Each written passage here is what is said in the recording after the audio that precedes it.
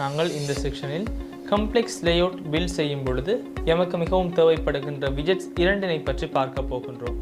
அது காலம் விஜெட் மற்றும் ரோ விஜெட் ஆகும். நாங்கள் இந்த ஸ்லைடில் இருக்கின்றவாறு இன்று காலம் மற்றும் ரோ யூஸ் செய்கின்ற பொழுது அந்த விடயங்களில் அலைன்மெண்ட் செய்வது எவ்வாறு என்று பார்க்க போகின்றோம். இந்த காலம் மற்றும் ரோ என்பது மல்டி சைல்ட் லேஅவுட் விஜெட்ஸ் என்ற செக்ஷனுக்கு உரிய விஜெட்ஸ் இரண்டு ஆகும். ஏன் நாங்கள் இந்த மல்டி சைல்ட் லேஅவுட் விஜெட்ஸ் பற்றி பார்க்கின்றோம்? எம்மால் நாங்கள் சிங்கிள் சைல்ட் லேஅவுட் விஜெட் ஒன்றை யூஸ் செய்தால் அந்த விஜெட்ஸிலிருந்து சைல்டு ஒருவரை மாத்திரம் ரேப் செய்ய முடியும். நாங்கள் இவ்வாறு கம்ப்ளெக்ஸ் விஜெட்ஸிலிருந்து UI ஒன்றை தயாரிக்கும் பொழுது எமக்கு சைல்டு ஒருவர் போதாத சந்தர்ப்பங்கள் நிறைய இருக்கின்றன. எமக்கு பல்வேறு சந்தர்ப்பங்களில் சைல்டு ஒருவரால் பெரிய வேலை செய்ய முடியாது. நாங்கள் இந்த விடயத்துக்கு சொல்யூஷனாக மல்டிபிள் லேஅவுட் விஜெட்ஸ் என்ற விடயம் பற்றி பார்க்கின்றோம்.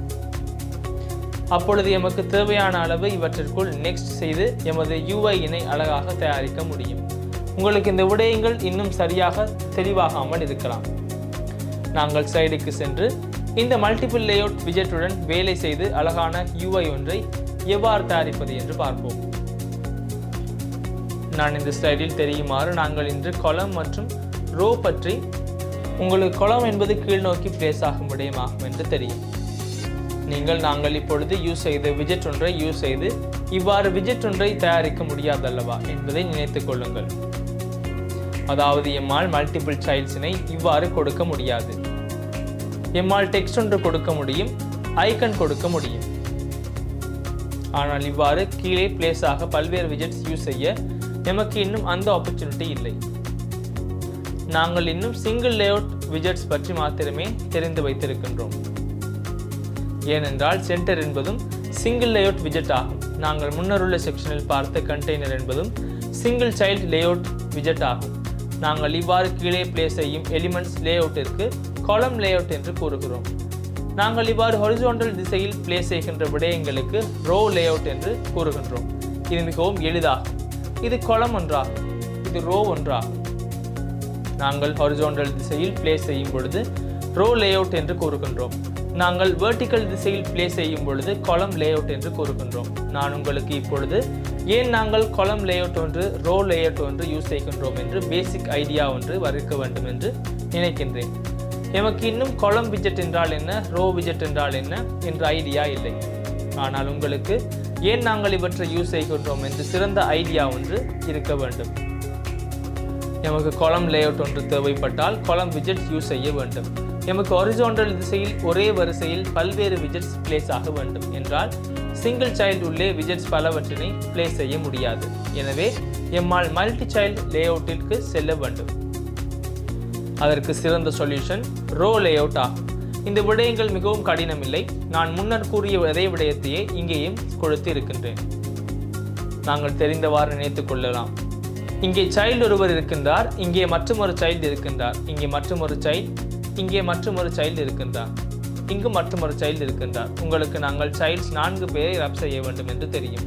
எமக்கு முன்னர் இருந்த நாலேஜ் அடிப்படையில் சைல்ட்ஸ் 4 பேரை கொடுக்க முடியாது. எம்மால் சைல்டு ஒருவரை மாத்திரமே கொடுக்க முடியும். உங்களுக்கு இதற்கு சைல்டு இல்லை, சில்ட்ரன் என்று இருக்கின்றது என்று தெளிவாக வேண்டும். நாங்கள் இதனையும் முன்னருள்ள செக்ஷனில் பார்த்தோம்.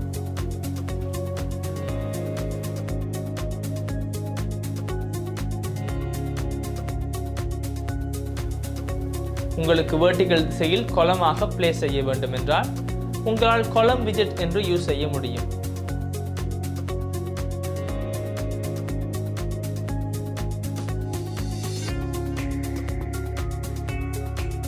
உங்களுக்கு ஹாரிசாண்டல் திசையில் சில்ட்ரன் செட் ஒன்று பிளேஸ் செய்ய வேண்டும் என்றால் ரோ விஜெட் யூஸ் செய்ய முடியும். உங்களுக்கு சில்ட்ரன் என்றால் லிஸ்ட் ஆஃப் விஜெட்ஸ் ஆகும் என்று தெளிவாக வேண்டும். இது விஜெட்ஸ் லிஸ்ட் ஒன்றாகும். ரோவிலும் சில்ட்ரன் என்றால் லிஸ்ட் ஆஃப் விஜெட்ஸ், இதுவே இதற்குள் நடைபெறும். நான் உங்களுக்கு தெளிவாகி இருக்கும் என்று நினைக்கின்றேன்.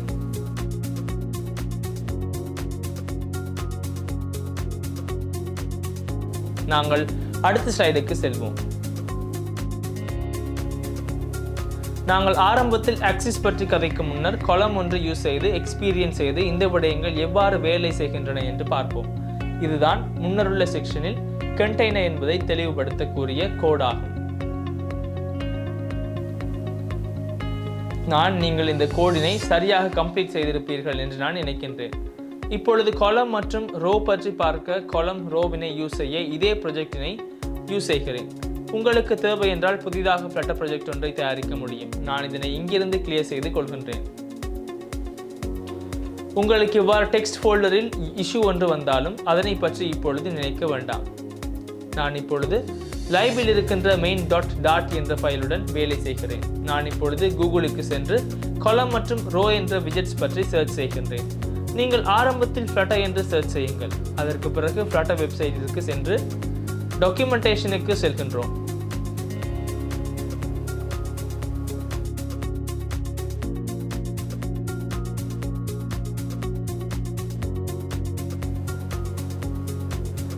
நாங்கள் விஜெட்ஸ் பற்றி தேடுவதால் நான் விஜெட்ஸ் கேட்டலாகிற்கு செல்கின்றேன். லேஅவுட் விஜெட்ஸ் கீழ் காலம் மற்றும் ரோ என்ற விஜெட்ஸ் 2 இருக்கின்றன. உங்களுக்கு இப்பொழுது இவை சிங்கிள் சைல்ட் லேஅவுட் அல்ல, மல்டி சைல்ட் லேஅவுட் என்று தெளிவாக வேண்டும். அதனால் நான் மல்டி சைல்ட் லேஅவுட் என்ற செக்ஷனுக்கு செல்கின்றேன். உங்களுக்கு எம்மால் இவ்வாறு காலமினை தேட முடியும் என்று தெரியும். நான் ஆரம்பத்தில் காலம் உள்ளே செல்கின்றேன். உங்களால் இவ்வாறு ஒன்றன் கீழ் ஒன்று பிளேஸ் ஆக வேண்டும் என்றால் லிஸ்ட் ஒன்றாக சைல்டினை பாஸ் செய்ய முடியும். உங்களுக்கு லிஸ்ட் ஒன்றாகவே சில்ட்ரனினை பாஸ் செய்து வைத்திருக்கின்றார்கள் என்று தெரியும். லிஸ்ட் என்றால் என்ன, உங்களுக்கு ஸ்கொயர் பிராக்கெட்ஸ் கொடுத்து இருக்கின்றது என்று தெரியும்.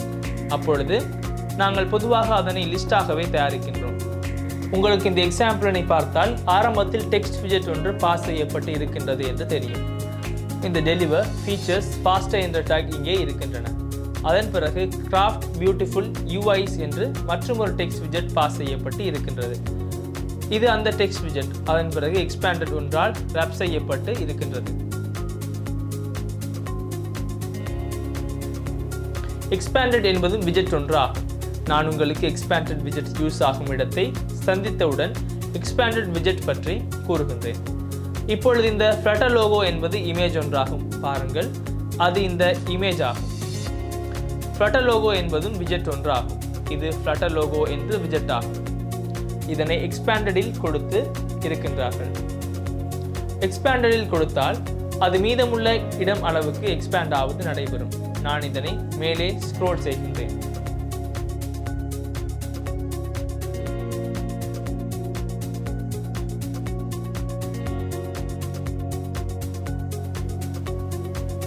உங்களால் இவ்வாறு சில்ட்ரனாக விஜெட் லிஸ்ட் ஒன்றை பாஸ் செய்ய முடியும். விஜெட் லிஸ்ட் ஆரம்ப டெக்ஸ்ட் விஜெட் ஆகும். அடுத்து மற்றொரு டெக்ஸ்ட் விஜெட் இருக்கின்றது. இது சில்ட்ரனாக பாஸ் செய்யப்படும் இரண்டாவது சைல்ட் ஆகும். அதன் பிறகு எக்ஸ்பேண்டட் இங்கே இருக்கின்றது. உங்களால் இந்த டெக்ஸ்ட் விஜெட்டிலிருந்து இந்த டெக்ஸ்டினை தேட முடியும். அதன் பிறகு கிராஃப்ட் பியூட்டிஃபுல் யூஐஸ் என்பது இங்கே இருக்கின்றது. அதன் பிறகு ஃப்ளட்டர் லோகோ மூன்றாவதாக இருக்கின்றது.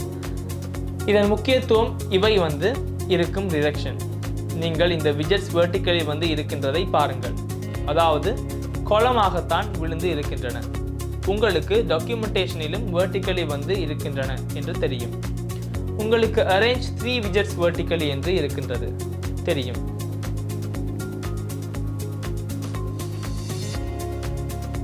உங்களுக்கு இப்பொழுது இந்த விடயங்களை எவ்வாறு செய்வது என்று தெளிவாக இருக்கும்.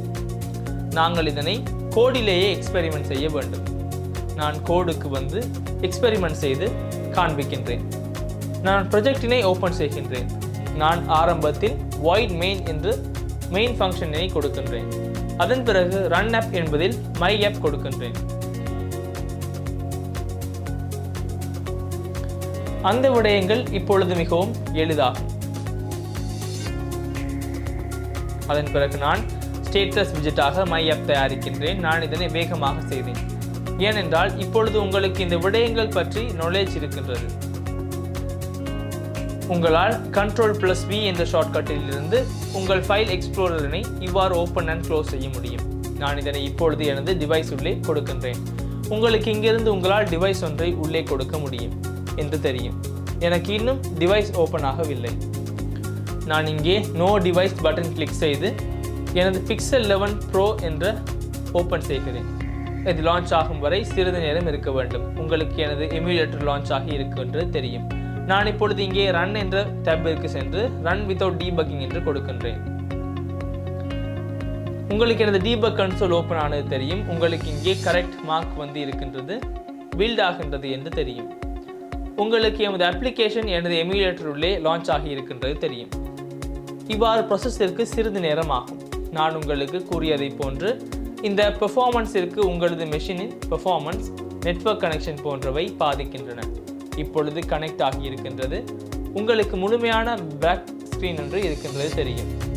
ஏனென்றால் நான் மெட்டீரியல் ஆப் மற்றும் ஸ்கேஃபோல்ட் கொடுக்கவில்லை. நான் மெட்டீரியல் ஆப் கொடுக்கின்றேன். அதன் பிறகு நான் மெட்டீரியல் ஆப்பின் ஹோமாக ஸ்கேஃபோல்ட் ஒன்றை கொடுக்கின்றேன். உங்களுக்கு இப்பொழுது இதனை சேவ் செய்தால் இங்கே ஒயிட் பிளாங்க் பேப்பர் ஓப்பன் ஆகும். நான் உங்களுக்கு இப்போது மற்றொரு விடயம் ஒன்றையும் கூறுகின்றேன்.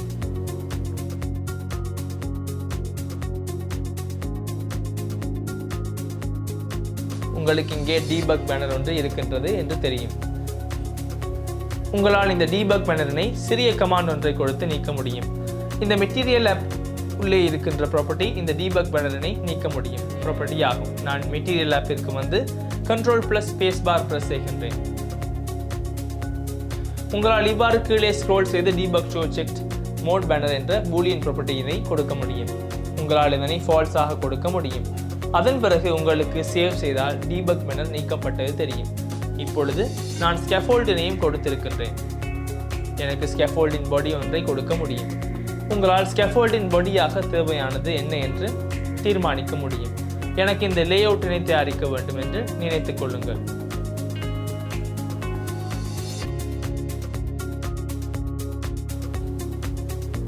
எனக்கு இதற்கு ஐக்கன் போன்ற விடயம் வந்தால் ஓகே. நீங்கள் இதனை எவ்வாறு செய்வது என்று சிந்தித்து பாருங்கள். எனக்கு இவ்வாறு ஒன்றன் கீழ் ஒன்று தேவை என்றால் காலம் உருவாக வேண்டும். எனவே நான் காலம் ஒன்றை கொடுக்கின்றேன். உங்களுக்கு காலம் என்பதும் விஜெட் ஒன்று என்று இருக்கின்றது. நாங்கள் விஜெட் ஒன்றை என்பதால் எப்பொழுது கேபிட்டல் எழுத்தில் ஆரம்பிக்க வேண்டும். நான் இங்கிருந்து காலம் ஒன்றை கொடுக்கின்றேன்.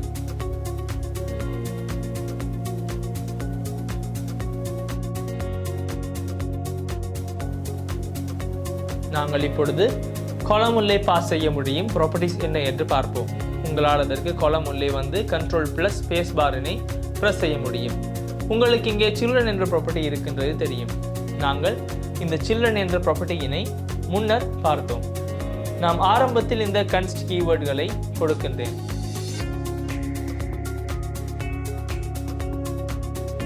நான் இங்கே கன்ஸ்ட் கீவேர்ட் ஆட் செய்தால் இந்த இஷ்யூ நீக்கப்படும். உங்களுக்கு நான் இப்பொழுது இந்த சில்ட்ரன் என்பதன் மேல் ஹோவர் செய்தால் லிஸ்ட் ஆஃப் விஜெட்டினை சில்ட்ரனாக கொடுக்க வேண்டும் என்று தெரியும். அதாவது விஜெட் லிஸ்ட் ஒன்றாகும். நான் உங்களுக்கு முன்னர் லிஸ்ட் ஆஃப் விஜெட் என்றால் என்ன என்று எக்ஸ்பிளைன் செய்தேன். இங்கே சென்டரில் இருக்கின்றது போன்று சைல்ட் இல்லை. ஏனென்றால் அங்கே இருந்த ஒன்றே இருந்தது. ஆனால் இங்கே சில்ட்ரன் இருக்கும் பொழுது பலவற்றை பிளே செய்ய முடியும். நான் உங்களுக்கு சில்ட்ரன் ஒன்றை பிளே செய்து காண்பிக்கின்றேன். நான் இங்கே டெக்ஸ்ட் விஜெட் ஒன்றை ஃப்ளட்டரில் இஸ் ஈஸி என்று கொடுக்கின்றேன். நான் இப்பொழுது விஜெட் ஒன்றை எடுத்தேன். நான் இப்பொழுது இதனை சேவ் செய்கின்றேன். உங்களுக்கு நோட்டிஃபிகேஷன்ஸில் தடைப்பட்டு இருக்கின்றது தெரியும்.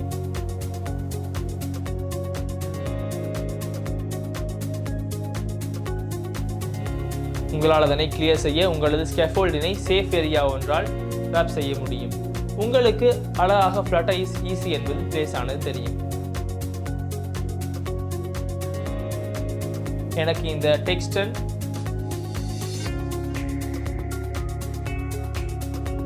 font size அதிகரிக்க வேண்டும். இது டெக்ஸ்ட் விஜெட் உள்ளே ஸ்ட்ரிங்காக பாஸ் செய்யப்பட்ட டேட்டாவாகும். இதற்குள் மற்றொரு ப்ராப்பர்ட்டி ஸ்டைல் என்று இருக்கின்றது. உங்களுக்கு நீங்கள் ஸ்டைல் என்பதன் மேல் ஓவர் செய்தால் எனக்கு ஸ்டைலாக டெக்ஸ்ட் ஸ்டைல் என்று பாஸ் செய்ய வேண்டும் என்று தெரியும். டெக்ஸ்ட் ஸ்டைல் பாஸ் செய்வது சேவ் செய்கின்றேன். உங்களால் டெக்ஸ்ட் ஸ்டைலாக இதற்குள் இருக்கின்ற ப்ராப்பர்ட்டிஸ் பார்க்க முடியும்.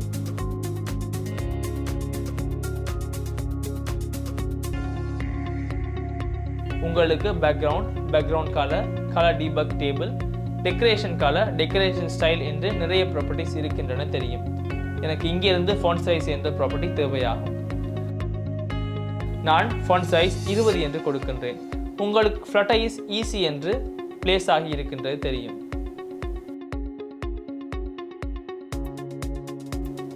நான் font size 40 என்று கொடுக்கின்றேன். நாங்கள் இன்னும் widget ஒன்றையே இங்கே கொடுத்தோம். ஆனால் எனக்கு இங்கே widget list ஒன்றை கொடுக்க முடியும்.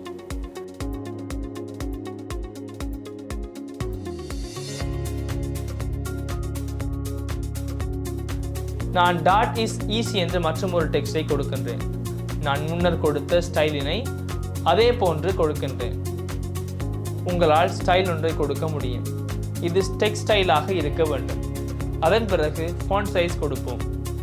நீங்கள் font size என்று டைப் செய்ய வேண்டிய அவசியம் இல்லை. இவ்வாறு F மற்றும் S டைப் செய்தால் font size ஃபங்க்ஷன் வரும். நான் இதனையும் font size 40 என்று கொடுக்கின்றேன். அவ்வாறு கொடுத்து செல்லும் பொழுது எனக்கு எரர் ஒன்று இருக்கின்றது பாருங்கள். நீங்கள் இப்பொழுது லிஸ்ட் என்றால் என்ன என்று சரியாக அறிந்து கொண்டால் இங்கே வந்த இஷ்யூ என்ன என்று தெளிவாக வேண்டும். நீங்கள் இதனை எவ்வாறு சால்வ் செய்வது என்று சிந்தித்து பாருங்கள். உங்களுக்கு சிறிய விடயமே செய்ய வேண்டி இருக்கிறது. நாங்கள் லிஸ்ட் ஒன்றிற்கு கொடுக்கும் அனைத்து எலிமெண்ட்களையும் கமாவில் இருந்து செப்பரேட் செய்ய வேண்டும். நான் இப்பொழுது இங்கே widget லிஸ்ட் ஒன்றை பாஸ் செய்ய வேண்டும். இது என்ன எனது ஆரம்ப லிஸ்ட் எலிமெண்ட். இது எனது இரண்டாவது லிஸ்ட் எலிமெண்ட். நான் இந்த இரண்டையும் இவ்வாறு கமாவில் இருந்து செப்பரேட் செய்கின்றேன். எனக்கு அதன் பிறகு சேவ் செய்கின்றேன்.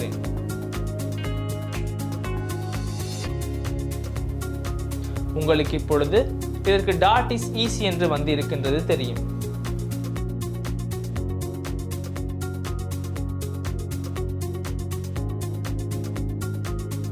எனக்கு இப்பொழுது ஐக்கன் ஒன்றை கொடுக்க வேண்டும்.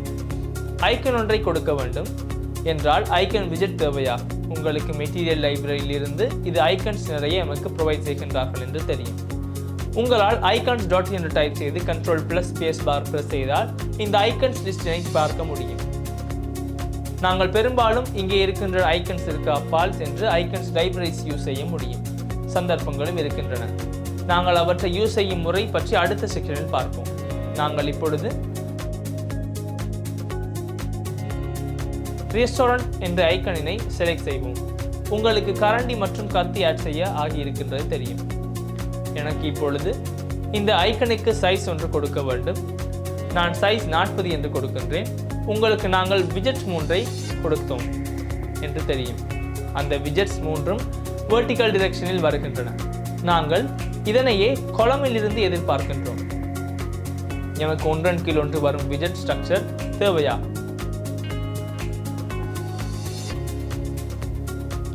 நாங்கள் இப்பொழுது column widget ஒன்றை எவ்வாறு யூஸ் செய்வது என்று பார்த்தோம். எம்மால் எமக்கு ஒரே வெர்டிக்கல் லெவலில் பல்வேறு widgets ரெண்டர் செய்ய வேண்டும் என்றால் column widget யூஸ் செய்ய முடியும். ஏனென்றால் நாங்கள் columns ஆக கொடுக்கும் பொழுது ஒன்றன் கீழ் ஒன்றை எலிமெண்ட்ஸ் பிளேஸ் ஆகின்றன. நான் widgetsற்கு எலிமெண்ட்ஸ் என்று கூறுகின்றேன்.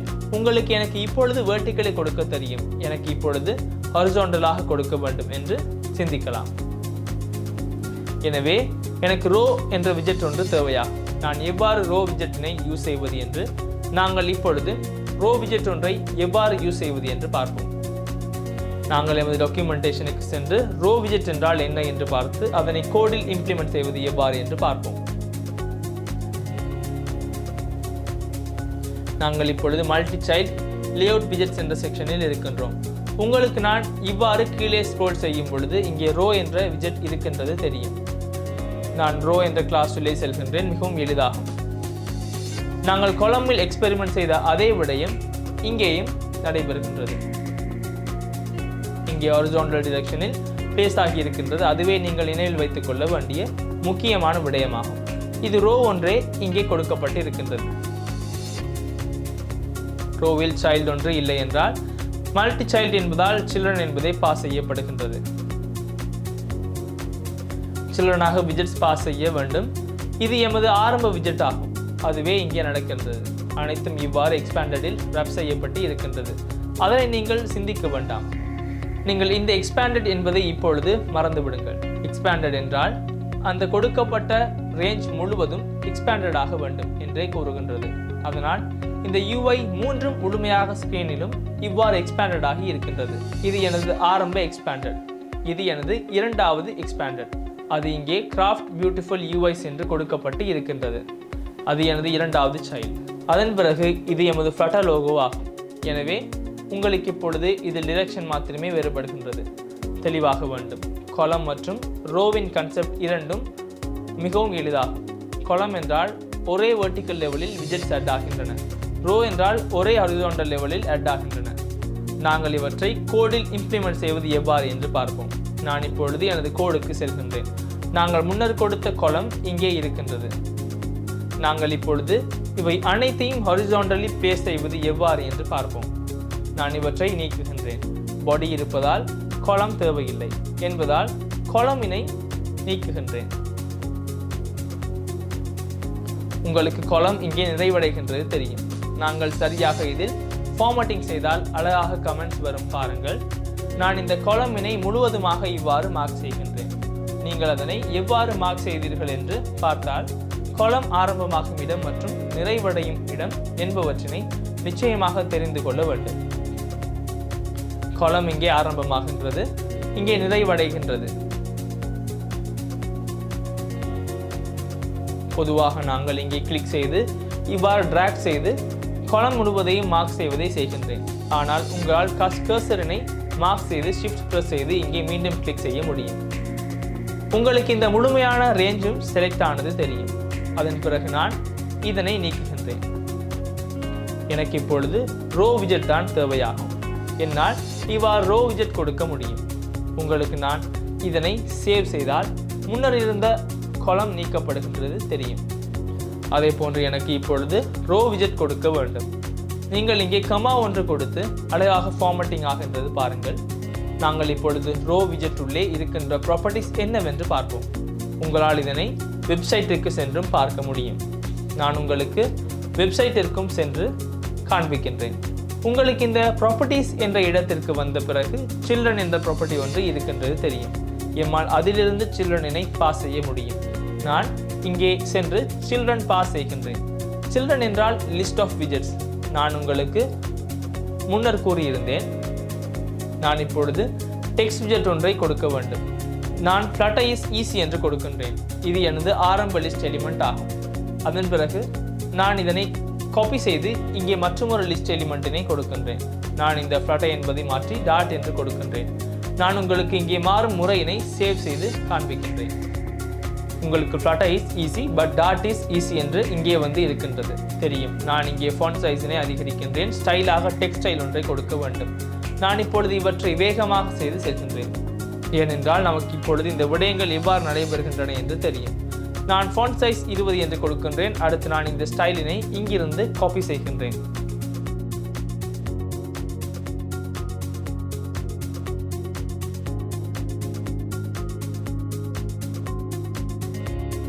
இங்கே கர்சர் வைத்து ஷிஃப்ட் பிரஸ் செய்து இங்கே வந்து கிளிக் செய்து காப்பி செய்கின்றேன்.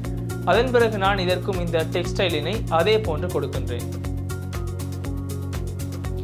உங்களுக்கு இரண்டிலும் ஃபாண்ட் சைஸ் அதிகரித்தது தெரியும். நான் இப்பொழுது ஐக்கன் ஒன்றை கொடுத்திருக்கின்றேன். ஐக்கன்ஸ் டாட் அலாம் என்று கொடுக்கின்றேன். உங்களால் இங்கே கமா ஒன்றை கொடுக்க முடியும். நாங்கள் அலாமினை சைஸினை அதிகரிக்க வேண்டிய அவசியம் இல்லை. உங்களுக்கு இங்கே நான் கூறுகின்ற விடயம் தெளிவாகும். நாங்கள் ரோ ஒன்றாக பிளேஸ் செய்கின்ற பொழுது ஹாரிசான்டல் டிரெக்ஷனில் நாங்கள் கொடுக்கின்ற அனைத்து எலிமெண்ட்ஸ்களும் பிளேஸ் ஆகின்றன. நாங்கள் இந்த எலிமெண்ட்ஸினை கோடில் கீழே கொடுப்பது மற்றும் ஹாரிசான்டல் டிரெக்ஷனில் பிளேஸ் செய்வதை குழப்பிக்கொள்ள வேண்டாம். அது மிகவும் எளிதாகும். நாங்கள் இங்கே ரோ விஜெட்டில் பிளேஸ் செய்தோம். இது எனது சில்ட்ரன். எனது ஃபர்ஸ்ட் சைல்டு இது, இரண்டாவது சைல்டு இது, மூன்றாவது சைல்டு இது. ரோ ஒன்று என்பதால் ஒரே வரிசையில் நாங்கள் பிளேஸ் ஆகின்றது பாருங்கள். எனவே உங்களுக்கு இப்பொழுது காலம் ஒன்றை எவ்வாறு யூஸ் செய்வது மற்றும் ரோ ஒன்றை எவ்வாறு யூஸ் செய்வது என்றும் ஐடியா ஒன்று இருக்க வேண்டும். உங்களுக்கு நான் இப்பொழுது இங்கே காண்பிக்கின்றதுக்கு ஏற்ப இந்த ரோ எலிமெண்ட்ஸ் ஒன்றாக குவிந்து இருக்கின்றது தெரியும். நீங்கள் இந்த Flutter is easy, dot is easy, alarm icon என்று ஐக்கன்ஸ் 3 இருக்கின்றது பாருங்கள். நான் உங்களுக்கு இந்த 3ஐயும் இவ்வாறு ஹோவர் செய்து காண்பிக்கின்றேன். இது ஃப்ளட்டர் இஸ் ஈஸி ஆகும். இது டாட் இஸ் ஈஸி ஆகும். இது ஐக்கன். இந்த மூன்றும் எமது முக்கிய விஜெட்ஸ் 3 ஆகும். அதனால் உங்களுக்கு இந்த மூன்றும் ஒன்றாக குவிந்து இருக்கின்றன என்று தெரியும். எனக்கு இந்த விஜெட்ஸ் 3ம் ஃபுல் வித்தில் பரவும் விதமாக தயாரிக்க வேண்டும். எம்மால் அந்த விடயங்கள் செய்ய வேண்டும் என்றால் ரோஸ் மற்றும் காலம்ஸில் அலைன்மெண்ட் பற்றி பார்க்க வேண்டும். எனவே நாங்கள் இந்த ரோஸ் மற்றும் காலம்ஸில் எமக்கு பார்க்க வேண்டிய அலைன்மெண்ட் 2 வகைகள் என்ன என்று பார்ப்போம். உங்களுக்கு நான் பிரசன்டேஷனில் அலைன்மெண்ட்ஸ் வகை 2 பற்றி கொடுத்திருக்கின்றேன் என்று தெரியும். உங்களுக்கு இது மிகவும் கடினமான விடயம் இல்லை. நான் உங்களுக்கு தெளிவுபடுத்துகின்றேன். நீங்கள் நன்றாக கவனம் செலுத்த வேண்டும். நாங்கள் ஆரம்பத்தில் காலம் பற்றி மாத்திரம் கன்சிடர் செய்வோம்.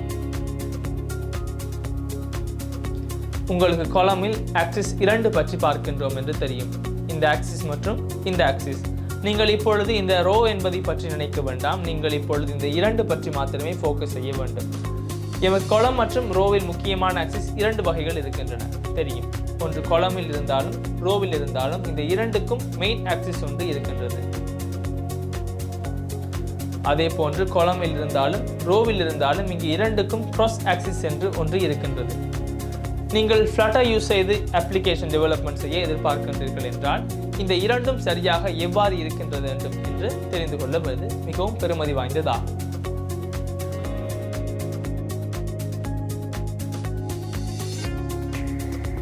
உங்களுக்கு இப்பொழுது இது காலம் என்று தெரியும். நான் உங்களுக்கு காலம் ஒன்றில் பொதுவாக வெர்டிக்கல் திசையில் பிளேஸ் ஆகும் என்று கூறினேன். ரோ ஒன்றை எடுத்தால் ஹாரிசான்டல் திசையில் பிளேஸ் ஆகும். நாங்கள் ஆரம்பத்தில் காலம் பற்றி பார்ப்போம். எனவே காலமில் மெயினாக எந்த திசை பிளேஸ் ஆகும்?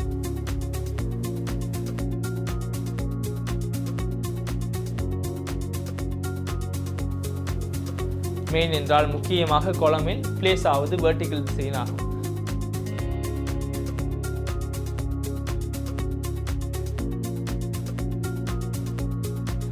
எனவே இது காலமின் மெயின் ஆக்சிஸ் ஆகும். நான் இதற்கு காலமின் மெயின் ஆக்சிஸ் என்று கூறுகின்றேன். நாங்கள் இங்கு நான் கொடுத்து இருப்பதற்கேற்ப காலம் ஒன்றை எடுத்தால் மெயின் ஆக்சிஸ் என்றால் கீழே இருக்கின்ற வெர்டிக்கல் டிரெக்ஷன் என்று சிந்திக்க வேண்டும். அதன் பிறகு மெயின் ஆக்சிஸிற்கு 90 வகை வாய்ந்த ஆக்சிஸ் ஒன்று கிராஸ் ஆக்சிஸ் என்று கூறுகின்றோம். உங்களுக்கு y x ஆக்சிஸ் போன்று தெளிவாகும்.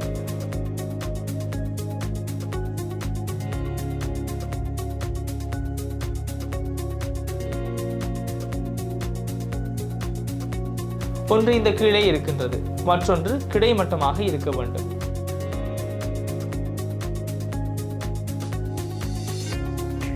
பொதுவாக காலமின் கிராஸ் ஆக்சிஸ் ஹாரிசான்டல் திசையில் இருக்கும், மெயின் ஆக்சிஸ் வெர்டிக்கல் திசையில் இருக்கும்.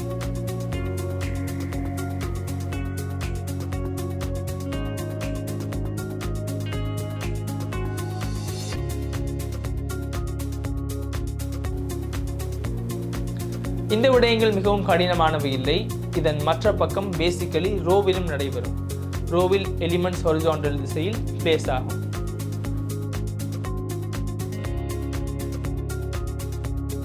நாங்கள் ரோ ஒன்றை எடுத்தால் ரோவின் மெயின் ஆக்சிஸ் என்றால் ஹாரிசான்டல் டிரெக்ஷன் ஆகும். எனவே மெயின் ஆக்சிஸிற்கு பெர்பெண்டிகுலர் ஆக்சிஸ் என்ன? இதுவாகும்.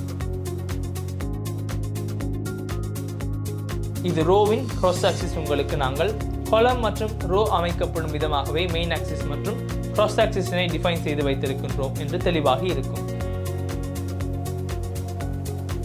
நான் இந்த ஸ்லைடில் மிகவும் முக்கியமான விடயத்தை தெளிவுபடுத்துகின்றேன். நான் இங்கே காலமின் கிராஸ் ஆக்சிஸ் மற்றும் மெயின் ஆக்சிஸ் செயல்படும் விதத்தை கொடுத்து இருக்கின்றேன். பாருங்கள், நீங்கள் இந்த அலைன்மெண்ட்ஸினை தெரிந்து கொள்வது இங்கே மிகவும் முக்கியமாகின்றது. நாங்கள் ஆரம்பத்தில் மெயின் ஆக்சிஸ் அலைன்மெண்ட்ஸ் பற்றி பார்ப்போம். நீங்கள் மெயின் ஆக்சிஸ் அலைன்மெண்ட்ஸ் பற்றி பார்க்கும் பொழுது நாங்கள் ஆரம்பத்தில் மெயின் ஆக்சிஸ் அலைன்மெண்ட்ஸ் பற்றி பார்ப்போம். நீங்கள் மெயின் ஆக்சிஸ் அலைன்மெண்ட்ஸ் பற்றி பார்க்கும் பொழுது இந்த படத்துடன் பாருங்கள்.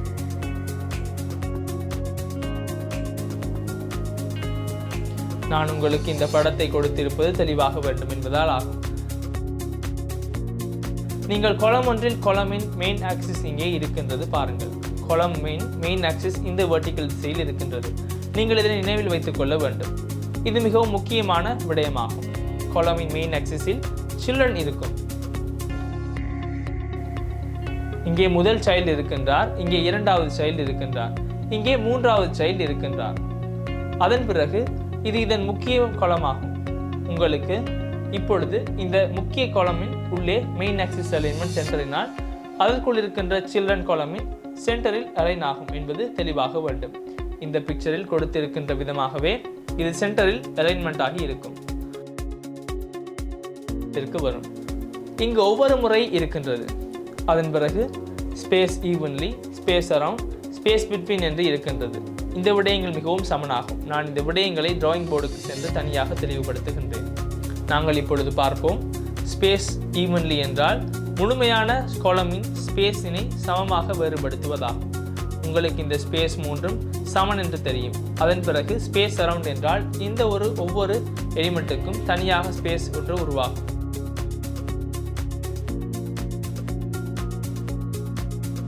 உங்களுக்கு இது பச்சை நிற ஸ்பேஸ் என்று தெரியும். அதன் பிறகு நீல நிறத்திற்கும் அதே போன்று ஸ்பேஸ் ஒன்று இருக்கின்றது. உங்களுக்கு நாங்கள் இங்கே x என்று கொடுத்தால் பச்சை நிறம் மற்றும் நீல நிறம் இடையில் 2x இருக்க வேண்டும் என்று தெளிவாக வேண்டும். இங்கே நீல நிறம் மற்றும் இளஞ்சிவப்பு நிறம் இடையில் 2x இருக்க வேண்டும். இங்கே இளஞ்சிவப்பு நிறத்திற்கு மாத்திரம் x இருக்க வேண்டும். அடுத்து ஸ்பேஸ் பிட்வீன் என்றால் இந்த எலிமெண்ட்ஸ் மூன்றும் இதன் ஃபுல் வித்தினை எடுத்துக்கொண்டு பார்க்கத்திற்கு செல்வது ஆகும். உங்களுக்கு நீங்கள் வெப் டெவலப்மெண்ட்டுடன் இருந்தால் இந்த இரண்டு கோணங்களுக்கு தள்ளப்பட்டு செல்வது இங்கே நடைபெறும் என்று தெளிவாக இருக்கும்.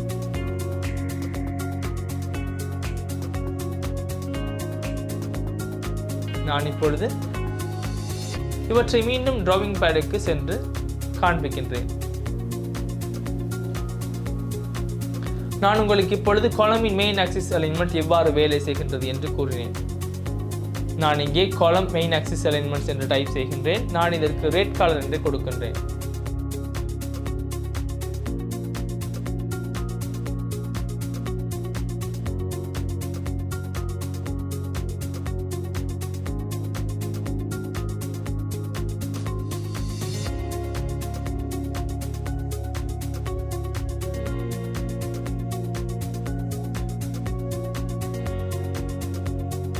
இவ்வாறு நான் தனி காலம் ஒன்றை கொடுக்கின்றேன். நான் இதன் பேக்ரவுண்ட் கலர் பிங்க் என்று கொடுக்கின்றேன். இது எனது முழு காலம். நான் இப்பொழுது இதற்குள் சைல்ட் அசெட் ஒன்றை கொடுக்கின்றேன். இது ஆரம்ப சைல்ட். நான் இதனை கிரீன் கலர் என்று கொடுக்கின்றேன். அதன் பிறகு இது இரண்டாவது சைல்ட். அதனை நான் yellow கலர் என்று கொடுக்கின்றேன்.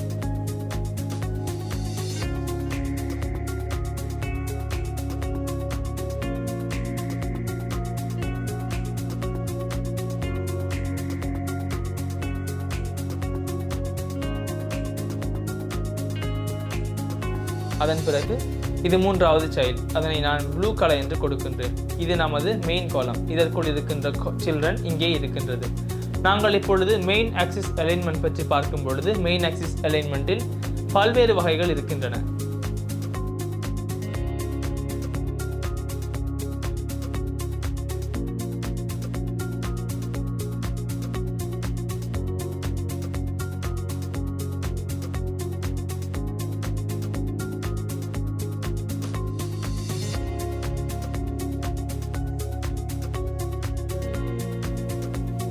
நாங்கள் ஆரம்பத்தில் மெயின் ஆக்சிஸ் டாட் சென்டர் என்பதிலிருந்து என்ன நடைபெறும் என்று பார்ப்போம்.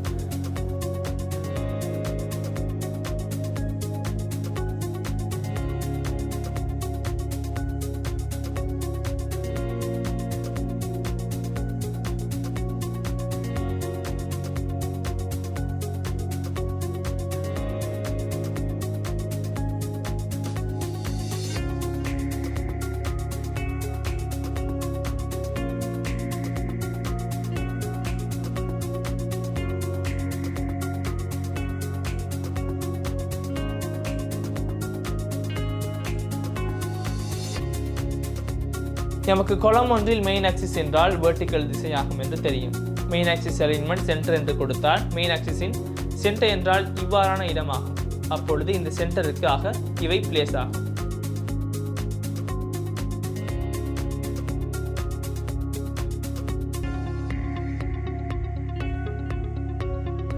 அதுவே மெயின் ஆக்சிஸ் டாட் சென்டர் என்பதிலிருந்து நடைபெறும். அடுத்து நாங்கள் ஸ்டார்ட் அலைன்மெண்ட் பற்றி பார்ப்போம்.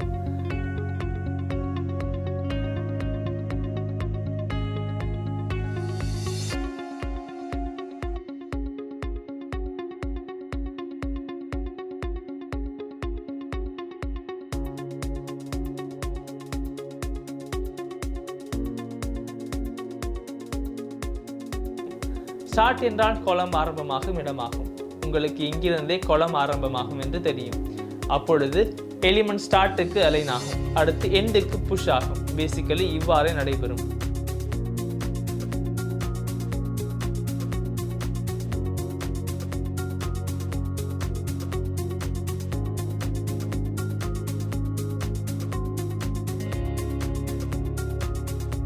அடுத்து நாங்கள் ஸ்பேஸ் ஈவன்லி அலைன்மெண்ட்டினை கொடுப்போம். ஈவன்லி என்றால் இந்த எலிமெண்ட்ஸ் இடையில் இடைவெளி சமமாக உருவாகும். நான் இவ்வாறு இடைவெளியை மார்க் செய்கின்றேன். உங்களுக்கு இவ்வாறு ஒவ்வொரு எலிமெண்ட் இடையிலும் இடைவெளி சமமாக ஆவது ஸ்பேஸ் ஈவன்லி ஆகும் என்று தெரியும்.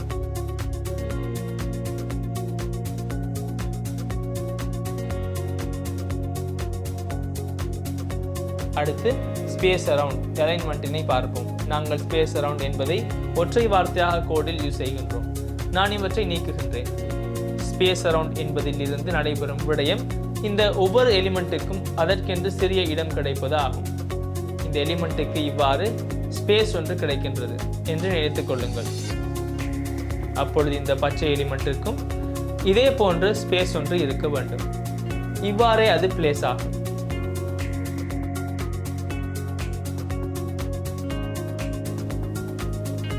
இந்த நீல எலிமெண்ட்டுக்கும் இதே போன்று ஸ்பேஸ் ஒன்று இருக்க வேண்டும். இந்த மூன்றும் இவ்வாறு பிளேஸ் ஆகும். நாங்கள் இங்கே மேனுவலி செய்வதால் ட்ரூ செய்ய வேண்டும்.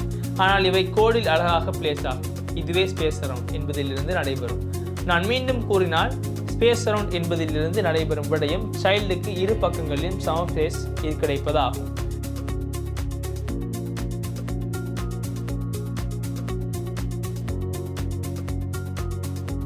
இது சைல்டு ஒருவருக்கு மாத்திரமல்ல, அனைவருக்கும் பொதுவாக கிடைக்கும். அடுத்து நாங்கள் இறுதி அலைன்மெண்ட் ஆப்ஷனான ஸ்பேஸ் பிட்வீன் என்பதை பார்ப்போம். ஸ்பேஸ் பிட்வீன் என்பதிலிருந்து இந்த அனைவரும் கோணத்திற்கு தள்ளப்பட்டு இது நடுவில் அலைன்மெண்ட் ஆவது நடைபெறும்.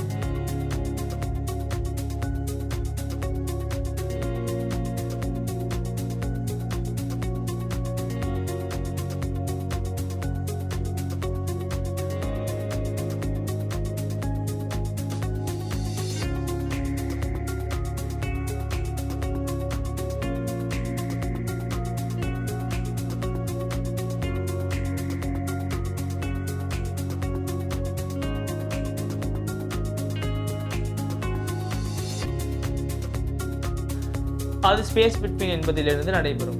இது மெயின் ஆக்சிஸில் நடைபெறும் அலைன்மெண்ட் ஆப்ஷன்ஸ் ஆகும். எம்மால் இவ்வாறு இதனை கிராஸ் ஆக்சிஸிற்கும் எடுக்க முடியும். இது மெயின் ஆக்சிஸ். நான் கிராஸ் ஆக்சிஸ் பற்றியே இப்பொழுது கூறுகின்றேன். கிராஸ் ஆக்சிஸில் அதிக ஆப்ஷன்ஸ் இல்லை.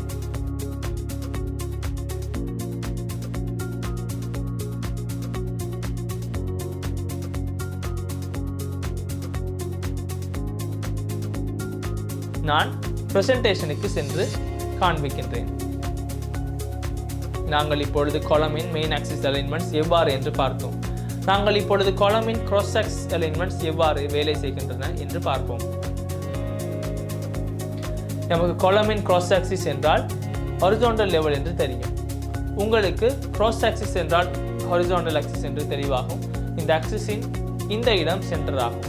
இவ்வாறான இடத்தில் ஸ்டார்ட் இருக்கும், இவ்வாறான இடத்தில் எண்ட் இருக்கும். உங்களுக்கு இந்த மூன்றை தெரிந்து கொண்டால் போதுமானதாகும். நாங்கள் இப்பொழுது ஹாரிசான்டல் டிரெக்ஷன் பற்றி சிந்திக்க வேண்டும் என்பதை நினைவில் வைத்துக் கொள்ளுங்கள். சென்டர் கொடுத்தால் இந்த டிரெக்ஷனில் இருந்து சென்டர் ஆகும். இதன் பிறகு ஸ்டார்ட் என்றால் இந்த டிரெக்ஷனில் இருந்து சென்டர் ஆகும், ஸ்டார்ட்டுக்கு செல்லும். அதன் பிறகு எண்ட் என்றால் இந்த டிரெக்ஷனில் இருந்து எண்டுக்கு செல்லும். அதன் பிறகு ஸ்ட்ரெச் என்றால் இங்கே இருக்கும் முழு ரீஜனிலும் இது ஸ்ட்ரெச் ஆகும். அதாவது முழுமையான வித்திற்கும் இது ஸ்ட்ரெச் ஆகும்.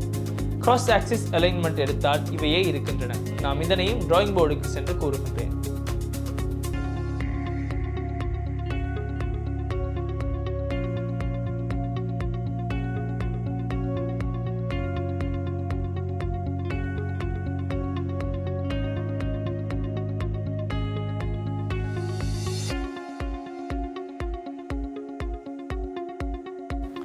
இவை இவ்வாறு வேலை செய்கின்றன. நான் இதனை காப்பி ஒன்றை கொடுக்கின்றேன். இவற்றை நாங்கள் முன்னர் எடுத்ததை போன்று வைத்துக் கொள்வோம்.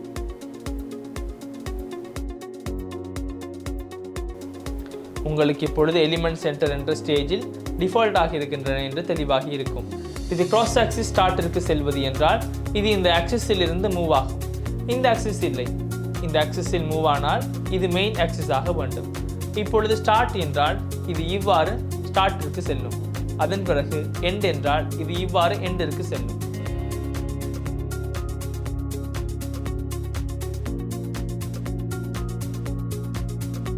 இது போன்ற நான்காவது ஸ்ட்ரெச் என்பது இருக்கின்றது. ஸ்ட்ரெச்சில் இங்கே இருக்கின்ற ஃபுல் வித்திற்கு ஸ்ட்ரெச் நடைபெறும். எனக்கு மேனுவலி ஸ்ட்ரெச் செய்ய வேண்டும். இந்த எலிமெண்ட்ஸ் மூன்றும் இவ்வாறு ஸ்ட்ரெச் ஆகும். இது ஸ்ட்ரெச். நாங்கள் இப்பொழுது எமது ஆப்பிள் இவற்றை எவ்வாறு தயாரிப்பது என்று எக்ஸ்பெரிமெண்ட் செய்து பார்ப்போம். உங்களுக்கு நாங்கள் முன்னர் கொடுத்த ரோ இங்கே இருக்கின்றது தெரியும். நான் இப்பொழுது இதனை காலமாக மாற்றுகின்றேன். உங்களுக்கு இப்பொழுது அதனை செய்ய முடியும் என்று தெளிவாக வேண்டும். காலமாக கொடுத்தவுடன் இது ஒன்றன் கீழ் ஒன்று பிளேஸ் ஆகின்றது. நான் உங்களுக்கு இந்த அலைன்மெண்ட்ஸ் பற்றி கூற வேண்டும் என்பதால் இந்த காலமினை கண்டெய்னர் ஒன்றால் ராப் செய்கின்றேன். உங்களுக்கு எனக்கு இங்கே இஷ்யூ ஒன்று வந்திருக்கின்றது தெரியும். நாங்கள் இங்கே கன்ஸ்ட் என்பதை நீக்க வேண்டும். உங்களுக்கு இந்த இஷ்யூவினை படித்தால் அது தெளிவாகும். நீங்கள் பாருங்கள், the constructor being called isn't a const constructor.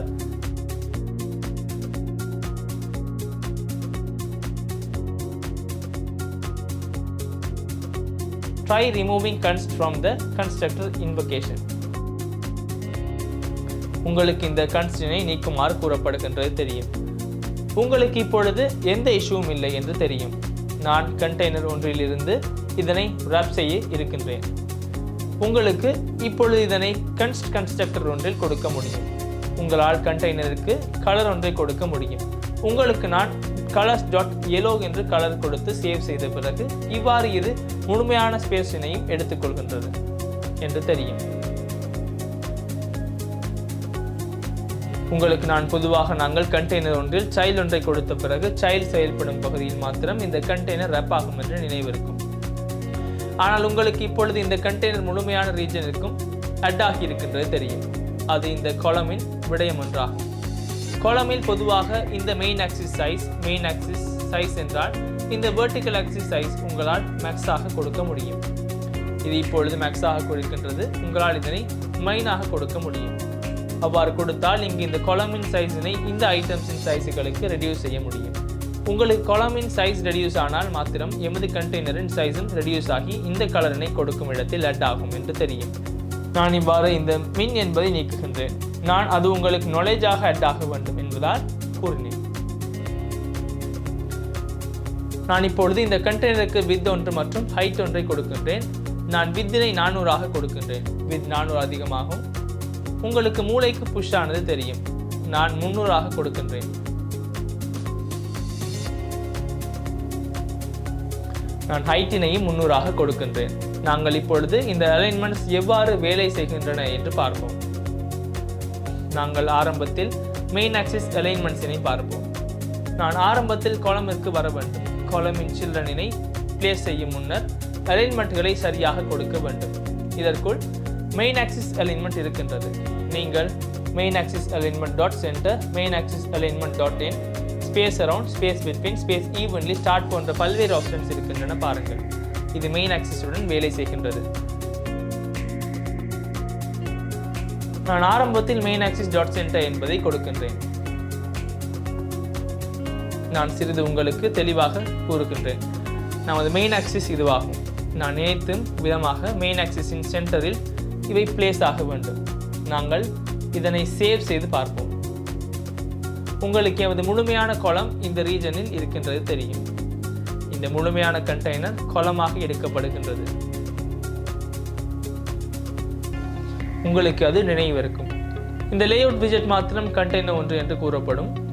அதற்குள் இருக்கின்ற எலிமெண்ட்ஸின் சைஸ் உங்களுக்கு மாத்திரம் இது செயல்படும். இந்த கண்டெய்னருக்கு நான் வித் மற்றும் ஹைட் கொடுத்தால் அதன் சைல்டுக்கு அந்த வித் மற்றும் ஹைட் அட் ஆகி அந்த சைல்டுக்கு அந்த ரீஜனில் சம்பந்தப்பட்ட செயல்பட முடியும். நீங்கள் அந்த விடயத்தை நன்றாக நினைவில் வைத்துக் கொள்ளுங்கள். உங்களுக்கு சென்டர் கொடுத்த பிறகு இது சென்டர் ஆகின்றது தெரியும். நாங்கள் இப்பொழுது அடுத்த ஆப்ஷனினை பார்ப்போம். உங்களால் அதனை ரிமூவ் செய்து கண்ட்ரோல் ஸ்பேஸ் பார் ப்ரெஸ் செய்ய முடியும். அடுத்து ஸ்டார்ட் என்பது இருக்கின்றது. நாங்கள் ஸ்டார்ட் என்பதை கொடுத்து சேவ் செய்வோம். உங்களுக்கு இது ஸ்டார்டருக்கு புஷ் ஆகின்றது தெரியும்.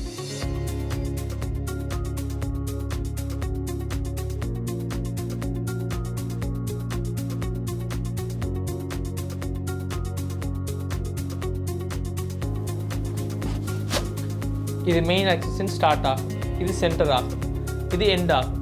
நீங்கள் அவற்றை சரியாக நினைவில் வைத்துக் கொள்ள வேண்டும். நாங்கள் இப்பொழுது ஸ்டார்ட் என்பதை பார்த்தோம். ஆகவே நான் எண்டிற்கும் புஷ் செய்து காண்பிக்கின்றேன். உங்களுக்கு இவ்வாறு எண்டிற்கு புஷ் ஆகின்றது தெரியும்.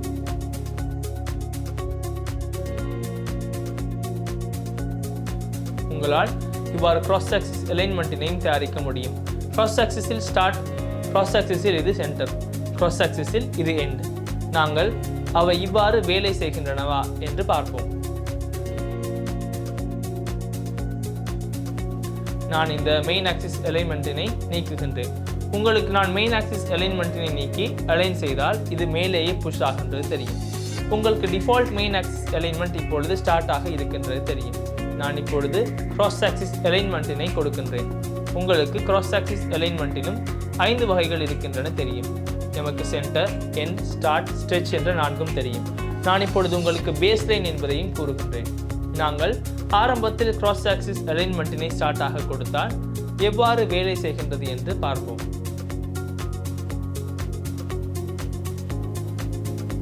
உங்களுக்கு ஸ்டார்ட்டுக்கு செல்கின்றது தெரியும். சென்டருக்கு கொடுத்தால் இது சென்டருக்கு செல்ல வேண்டும். உங்களுக்கு எண்டிற்கு கொடுத்தால் புரிய வேண்டும், இது எண்டிற்கு செல்ல வேண்டும். நாங்கள் இப்பொழுது ஸ்ட்ரெச் என்பதை கொடுத்தால் தோற்றத்தில் இது மாற்றமில்லை. நான் முழுமையான ஐக்கனுக்கு கலர் ஒன்றை கொடுத்து காண்பிக்கின்றேன். நான் ஐக்கனுக்கு கலர் கொடுத்தாலும் இது தெரியும், ஒன்று இல்லை என்று நினைக்கின்றேன். உங்களுக்கு இங்கு ஸ்ட்ரெச் செய்தால் ஐக்கன் மாற்றம் அடைகின்றது தெரியும். உங்களுக்கு இந்த ரீஜனிலேயே இது இருக்கின்றது தெரியும். அதே போன்று இதுவும் இந்த ரீஜனிலேயே இருக்கின்றது. ஐக்கனும் இந்த ரீஜனிலேயே இருக்கின்றது. ஏனென்றால் இது ஸ்ட்ரெச் ஆகி இருக்கின்றது.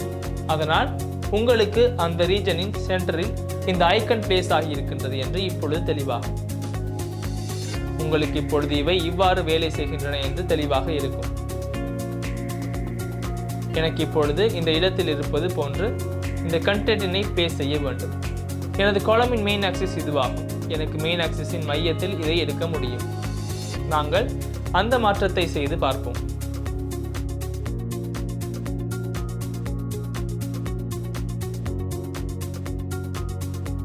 Main axis alignment dot centre என்று கொடுத்தால் இவ்வாறு சென்டர் செய்ய முடியும். ஆனால் எனக்கு தேவையான இடத்திற்கு வரவில்லை.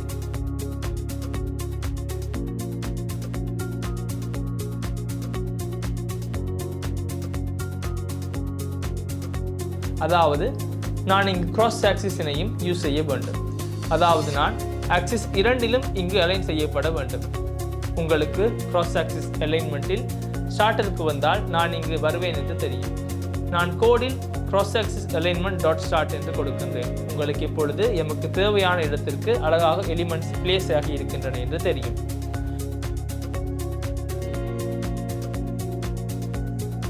உங்களுக்கு சரியாக அலைன்மெண்ட் செய்ய வேண்டும் என்றால் இந்த நாலேஜ் இருக்க வேண்டும். இந்த அலைன்மெண்ட் செய்கின்ற பொழுது தேவையான இடத்திற்கு பிளேஸ் செய்ய நாலேஜ் இருக்க வேண்டும். நான் உங்களுக்கு இப்பொழுது மற்றும் ஒரு சேலஞ்சினை கொடுக்கின்றேன். நீங்கள் இந்த கண்டென்ட்டினை இந்த இடத்திற்கு எடுக்க வேண்டும். நாங்கள் எவ்வாறு செய்வது என்று இப்பொழுது பார்ப்போம்.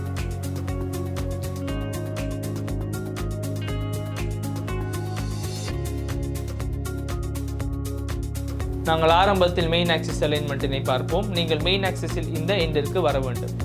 நீங்கள் கிராஸ் ஆக்சிஸிலும் எண்டிற்கு வர வேண்டும். நான் இந்த இரண்டையும் எண்டிற்கு மாற்றுகின்றேன்.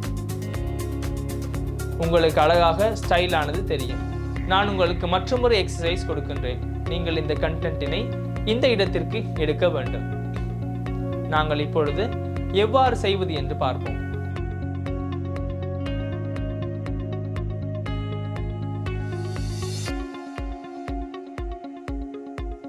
நீங்கள் மெயின் ஆக்சிஸில் எண்டில் இருக்க வேண்டும். ஆனால் நீங்கள் கிராஸ் ஆக்சிஸில் ஸ்டார்ட்டிற்கு செல்ல வேண்டும். உங்களுக்கு எவ்வளவு எளிதாக எமக்கு அலைன்மெண்ட் செய்ய முடியும் என்று தெரியும். நான் உங்களுக்கு இப்பொழுது மற்றொரு விடயத்தினை கூறுகின்றேன். அதற்கு முன்னராக நான் இவற்றை கிளியர் செய்கின்றேன்.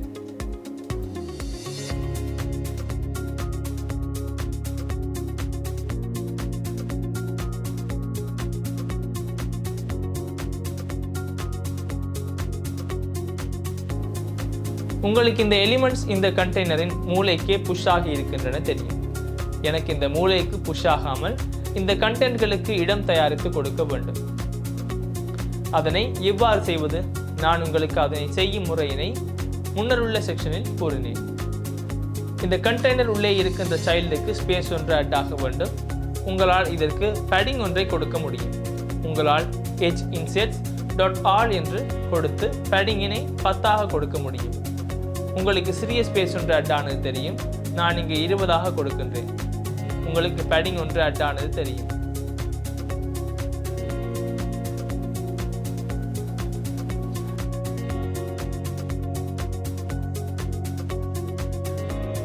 நாங்கள் மார்ஜின் ஒன்றை கொடுத்து பார்ப்போம். எமது ஸ்கேஃபோல்டில் இருந்தே இது புஷ் ஆகின்றது. உங்களால் இவ்வாறு hinsets.all 30 கொடுத்தால் ஸ்கேஃபோல்டில் இவற்றை புஷ் செய்ய முடியும். நீங்கள் நிச்சயமாக இந்த விடயங்களின் நாலேஜினை வைத்துக் கொள்ள வேண்டும். நாங்கள் இப்பொழுது காலமின் அலைன்மெண்ட்ஸினை எவ்வாறு செய்வது என்று பார்த்தோம். நாங்கள் இப்பொழுது ரோவின் அலைன்மெண்ட்ஸினை எவ்வாறு செய்வது என்று பார்ப்போம். நாங்கள் இந்த பிரசன்டேஷனில் இருப்பது போன்று இவ்வாறு ரோவின் மெயின் ஆக்சிஸ் அலைன்மெண்ட் மற்றும் cross ஆக்சிஸ் அலைன்மெண்ட் எவ்வாறு மாறுபடும் என்று ஐடியா இருக்கின்றோம். நமக்கு ரோ ஒன்றை எடுத்தால் மெயின் ஆக்சிஸ் அலைன்மெண்ட் என்றால் ஹாரிசான்டல் ஆக்சிஸ் என்று தெரியும். இந்த எலிமெண்ட்ஸ் ஹாரிசான்டல் ஆக்சிஸில் செயல்படும் முறை இந்த மெயின் ஆக்சிஸ் அலைன்மெண்ட்டிலேயே நடைபெறும். உங்களுக்கு சென்டர் என்று கொடுத்தால் இந்த ஹாரிசான்டல் லெவலில் சென்டருக்கு செல்ல வேண்டும் என்று தெளிவாக வேண்டும். ஸ்டார்ட் என்று கொடுத்தால் இந்த ஹாரிசான்டல் லெவலில் ஸ்டார்ட்டிற்கு வர வேண்டும் என்று தெளிவாக வேண்டும். எண்ட் என்று கொடுத்தால் இந்த ஹாரிசான்டல் லெவலில் எண்டுக்கு வர வேண்டும். நீங்கள் இந்த அலைன்மெண்ட்ஸ் மூன்றையும் எளிதாக செய்து கொள்ள முடியும். ஸ்பேஸ் பிட்வீன் என்று கொடுத்தால் இந்த எலிமெண்ட்ஸ் எட்ஜ்களுக்கே புஷ் ஆகின்றன.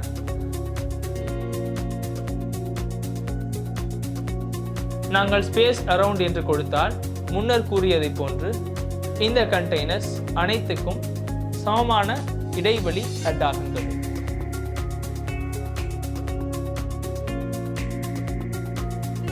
இந்த இடைவெளி x என்றால் இந்த இடைவெளி 2x ஆகின்றது. இந்த இடைவெளியும் 2x ஆகின்றது. இந்த இடைவெளியும் x ஆகின்றது என்று நினைத்து பாருங்கள்.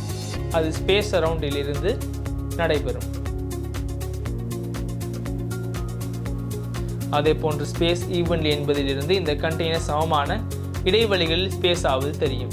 இந்த இடைவெளி x என்றால் இந்த இடைவெளியும் x, இந்த இடைவெளியும் x, இந்த இடைவெளியும் x ஆகின்றது. அவ்வாறு இது ஸ்பேஸ் ஆகின்றது.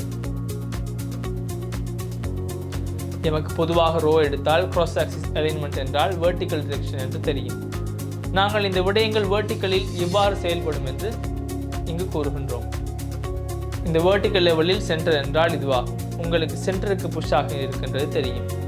verticalலில் ஸ்டார்ட் என்றால் இந்த இடத்தில் இருப்பது போன்று ஸ்டார்ட்டிற்கு புஷ் ஆகி இருக்கின்றது. vertical லெவலில் எண்ட் என்றால் இந்த இடத்தில் இருப்பது போன்று எண்டிற்கு புஷ் ஆகி இருக்கின்றது. vertical லெவலில் ஸ்ட்ரெச் ஆவது என்றால் கீழே ஸ்ட்ரெச் ஆகின்றது.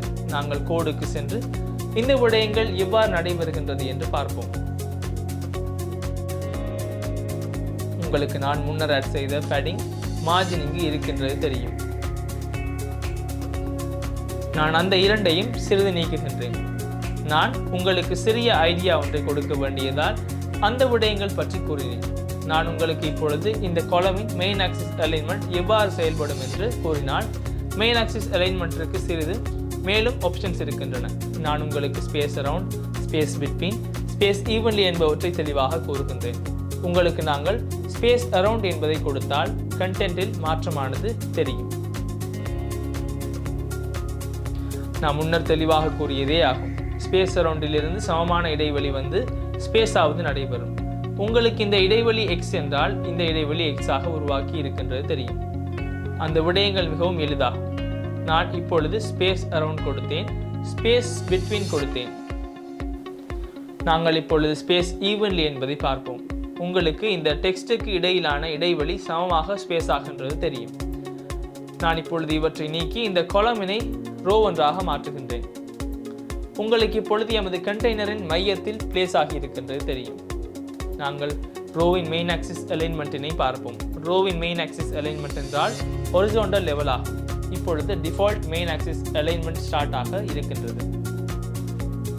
நாங்கள் இப்பொழுது மெயின் ஆக்சிஸ் அலைன்மெண்ட்டினை சென்டராக எடுத்து பார்ப்போம். நான் மெயின் ஆக்சிஸ் அலைன்மெண்ட்டினை main axis alignment dot centre என்று கொடுக்கின்றேன். உங்களுக்கு சென்டருக்கு புஷ் ஆனது தெரியும்.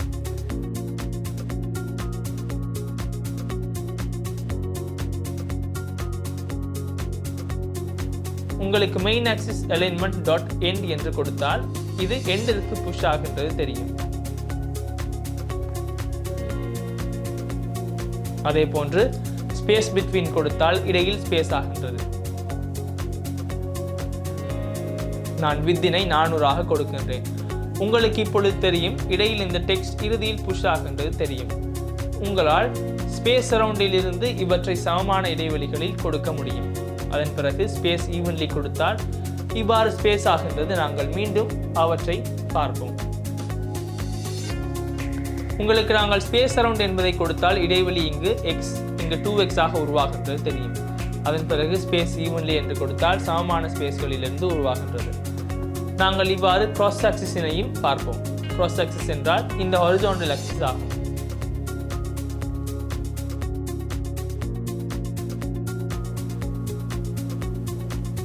கிராஸில் டிஃபால்ட் சென்டரில் இருக்கின்றது. நீங்கள் கிராஸ் ஆக்சிஸில் ஸ்டார்ட்டிற்கு வந்தால் இது மேலேயே புஷ் ஆகின்றது பாருங்கள். அதன் பிறகு எண்டிற்கு வந்தால் எண்டிற்கு புஷ் ஆகின்றது. இந்த விடயங்கள் மிகவும் எளிதாகும். எமக்கு கிராஸ் ஆக்சிஸினை ஸ்ட்ரெச் செய்யவும் முடியும். ஸ்ட்ரெச் செய்தால் இவ்வாறு ஸ்ட்ரெச் ஆகின்றது. எமக்கு இதில் இந்த ஐக்கன்ஸ் மாத்திரம் தெரியும். உங்களுக்கு நாங்கள் பின்னர் லேஅவுட்டினை தயாரிக்கும் பொழுது தெளிவாகும். உங்களுக்கு இது ஸ்ட்ரெச் ஆனதால் இந்த ஐக்கன் ஸ்ட்ரெச் ஆன ரீஜனின் சென்டரில் அலைன் ஆகி இருக்கின்றது என்று தெளிவாகி இருக்கும். நாங்கள் காலம் மற்றும் ரோவினை ஸ்டைல் செய்து அலைன்மெண்ட் செய்வது எவ்வாறு என்று பார்த்தோம். அப்பொழுது நமக்கு மெயின் ஆக்சிஸ் அலைன்மெண்ட் மற்றும் கிராஸ் ஆக்சிஸ் அலைன்மெண்ட் என்றால் என்னவென்று ஐடியா இருந்தால் இதற்குள் இருக்கும் எந்த விடயத்தையும் சரியாக அலைன் செய்ய முடியும். அந்த விடயங்கள் மிகவும் எளிதாகும். உங்களால் நீங்கள் இங்கு இருக்கின்ற பெயர்களை நினைவில் வைத்திருந்தால் இதனை எந்த விடயத்திற்கும் யூஸ் செய்ய முடியும். நாங்கள் அடுத்த செக்ஷனில் இந்த காலம் மற்றும் ரோ என்ற விஜெட்ஸினை யூஸ் செய்து எமக்கு கிடைக்கும் லேஅவுட் ஒன்றை சரியாக ஸ்டைல் செய்வது எவ்வாறு என்று பார்ப்போம்.